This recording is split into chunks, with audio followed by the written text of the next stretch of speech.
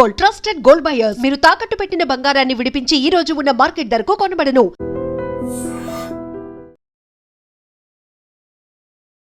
నమస్తే, welcome to I dream. నా పేరు వలి. ఇరాన్, ఇజ్రాయెల్, అమెరికా ఈ వార్ కొనసాగుతూనే ఉంది. ఫిబ్రవరి 28వ తారీఖున మొదలైనటువంటి ఈ వార్ ఎప్పుడు ముగుస్తుందో ఎవరికి అంతుపట్టినటువంటి విషయం కనిపిస్తోంది. ఒకవైపు అమెరికా యుద్ధాన్ని ముగించాలని చెప్పి అమెరికా ముందు ప్రతిపాదనలు వస్తే దాని మీద ఆలోచన చేస్తూ ట్రంప్ కూడా కామెంట్ చేశాడు. ఇక ఇరాన్ మీద దాడి చేసేటానికి మాకు ఇంకా ఏ లక్ష్యాలు మిగలలేదు, అన్ని లక్ష్యాలు మేము దాడి చేసాం, ఇంకా ఒకటో రెండో మిగిలి ఉంటాయి, మేము అనుకుంటే అవి కూడా దాడి చేసేస్తాం, లేపేస్తాం, పెద్ద ఇబ్బంది ఏం కాదు, ఇంకా యుద్ధాన్ని ముగించాలా వద్దా అని చెప్పి తుది నిర్ణయం ఇక నేనే తీసుకోవాల్సినటువంటి అవసరం ఉంది, ఇరాన్ మీద ఇంకా దాడి చేయడానికి ఏమీ మిగలలేదని చెప్పి పైకి మేకపోతు గాంభీర్యాన్ని డొనాల్డ్ ట్రంప్ ప్రదర్శిస్తూ ఉన్నాడు. ఇప్పుడు తాజాగా వచ్చినటువంటి గణాంకాలు ఏం చెప్తున్నాయంటే అమెరికా భయపడుతోంది.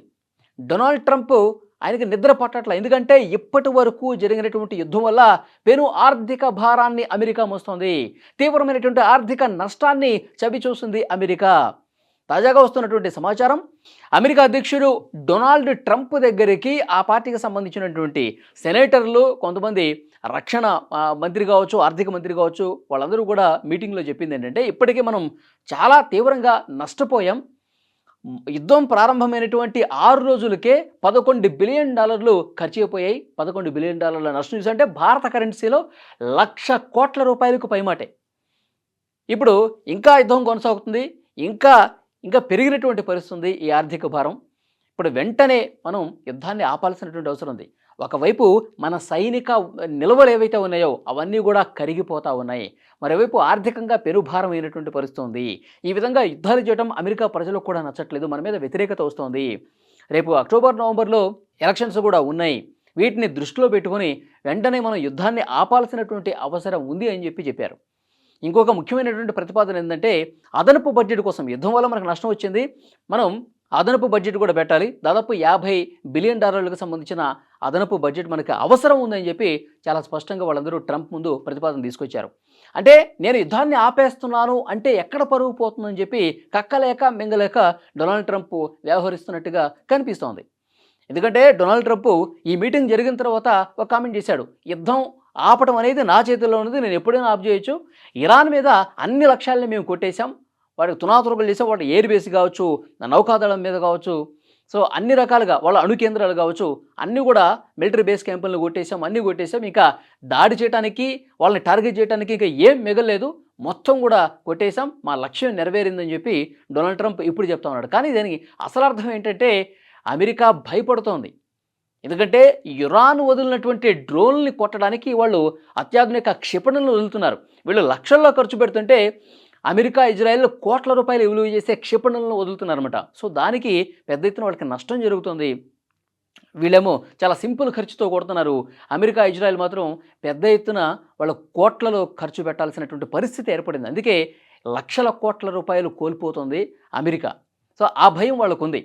మరోవైపు ఇరాన్ మాత్రం మేము యుద్ధంలో వెనక్కి తగ్గే పరిస్థితి లేదు, అమెరికా, ఇజ్రాయెల్ యుద్ధాన్ని స్టార్ట్ చేశారు, మా సుప్రీం లీడర్లను చంపేశారు, ఫిబ్రవరి 28వ తారీఖు దొంగ దెబ్బ తీశారు. జెనీవాలో ఒక పక్కన చర్చలు జరుగుతుంటే ఆ చర్చల్లో సానుకూలమైనటువంటి నిర్ణయం ఒకవైపు వెలువడుతుండగా వీళ్ళు దొంగ దెబ్బ తీసి 28వ తారీఖు మా సుప్రీం లీడర్ని, మా కీలకమైనటువంటి నాయకులందరినీ కూడా చంపేశారు. కాబట్టి యుద్ధం వాళ్ళు స్టార్ట్ చేశారు, కానీ యుద్ధాన్ని విరమించేది, యుద్ధాన్ని ముగించేది మేము అని చెప్పి ఇరాన్లో కొత్తగా ఎన్నికైనటువంటి సుప్రీం లీడర్ మొస్తఫా ఖమేనీ చెప్పినటువంటి సిచ్యువేషన్ ఉంది. అందుకే భయం పెరుగుతోంది. ఎందుకంటే ఇరాన్ చాలా తీవ్రంగా ప్రతిఘటిస్తోంది, పెద్ద ఎత్తున అమెరికాకి సంబంధించినటువంటి ఎయిర్ బేస్ క్యాంపుల మీద దాడి చేస్తుంది, డ్రోన్లతో దాడి చేస్తుంది, క్షిపణులతో దాడి చేస్తుంది, గల్ఫ్ కంట్రీస్లో ఉన్నటువంటి అమెరికా ఆర్థిక సంస్థలు ఏవైతే ఉన్నాయో వాటి మీద దాడి చేస్తుంది, ఇజ్రాయెల్ మీద విపరీతంగా క్షిపణుల వర్షం కురుస్తోంది. సో డెఫినెట్గా ఇప్పుడిప్పుడే తన దగ్గర ఉన్నటువంటి అత్యాధునిక ఆయుధాలు ఏవైతే ఉన్నాయో అమెరికా ఖర్చు పెట్టడం పూర్తిగా అయిపోయిన తర్వాత, ఇక అమెరికా, ఇజ్రాయెల్ నిరసించిన తర్వాత ఇప్పుడు కొత్తగా ఉన్నటువంటి ఆయుధాలు తీస్తోంది. తన పాత తరం ఉన్నటువంటి ఆయుధాలు, అసలు ఎవరు కనిపెట్టలేనటువంటి ఆయుధాలు, అసలు ఆ దెబ్బ కొడితే ఎట్లా ఉంటుందో ఊహించడమే కష్టమైనటువంటి ఆయుధాలని ఇప్పుడు అమెరికా బయటకు తీస్తోంది. దాంట్లో ఒకటి కీలకంగా చెప్పుకోవాల్సింది సీ మైన్స్. హర్ముజ్ జలసంధి దగ్గర సముద్రం లోపల పెట్టినటువంటి ఆ బాంబర్స్ ఏవైతే ఉన్నాయో, సీ మైన్స్, మనకి ల్యాండ్ మైన్స్ ఉంటాయి కదా, మరి నక్సలైట్లు అడవుల్లో టార్గెట్ చేయడం కోసం భూమిలో అమరుస్తారు మైన్స్. అట్లా సముద్రంలో పెట్టేటువంటి సీ మైన్స్ బాంబులు, సముద్రపు బాంబులు అంటారు, వాటిని విపరీతంగా హర్ముజ్ జలసంధి 33 కిలోమీటర్ల ప్రాంతం ఏదైతే ఉందో అక్కడ అమర్చింది ఇరాన్. ఇప్పుడు అటు నుంచి ఎవరైనా సరే తమ మాట కాదని వచ్చారో వెంటనే పేల్చేస్తామని కూడా చెప్పారు. సముద్రం లోపల తిరిగే డ్రోన్లు కూడా అమర్చారు.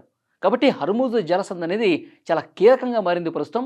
చమురు ఉత్పత్తి పూర్తిగా ఒకవైపు ఆగిపోతుంది, మరోవైపు చమురు నౌకలు హర్ముజ్ జలసంధి దాటడానికి ఇబ్బంది పడుతున్నటువంటి నేపథ్యంలో మొత్తం ప్రపంచం ఆర్థికంగా కుదేలయ్యే పరిస్థితి ఏర్పడింది.